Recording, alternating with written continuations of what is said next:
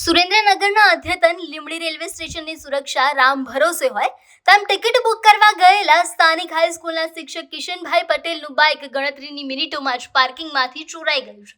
ચોંકાવનારી વાત એ છે કે સ્ટેશનના સીસીટીવી કેમેરા પાર્કિંગને બદલે બીજી દિશામાં હોવાથી ચોરો ફાવી ગયા. પણ હદ તો ત્યારે થઈ ગઈ જ્યારે લીંબડી પોલીસે પીડિત શિક્ષકને અજીબો ગરીબ જવાબ આપતા કહ્યું કે હવે કેમેરા પાર્કિંગ તરફ સીધા કરી દીધા છે, એટલે કે હવે પછી જ્યારે પણ ચોરી થશે ત્યારે તપાસમાં ખબર પડી જશે કે તમારું બાઇક કોણ લઈ ગયું હતું. પોલીસના આવા બે જવાબદાર વલણ અને તંત્રની લૂલી સુરક્ષા વ્યવસ્થા સામે નારાજગી સાથે હવે એ જ મોટો સવાલ છે કે શું શિક્ષકને તેમનું બાઇક ક્યારેય પરત મળશે ખરા? મારું નામ છે કિશન અજીતભાઈ પટેલ. ઘટના શું બની? ઘટના મારી સાથે એ બની કે રેલવેના પાર્કિંગમાં મારું બાઇક મૂકેલું હતું, ત્યાંથી ચોરાઈ ગયું. રાત્રે 9 થી 10:30 વચ્ચે. તમે શા માટે ગયેલા ત્યાં આગળ?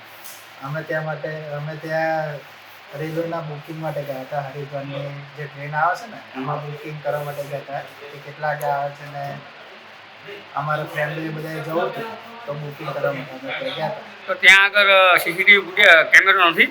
સીસીટીવી કેમેરો હતો પણ એનો એંગલ સેટ કરેલો એમણે ઝાડ બાજુનો હતો.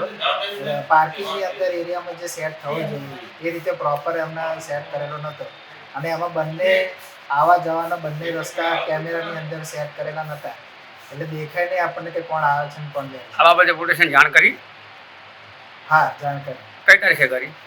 FIR કરીને ત્યાર પછી સોમવારના દિવસે. તો આજ દિન સુધી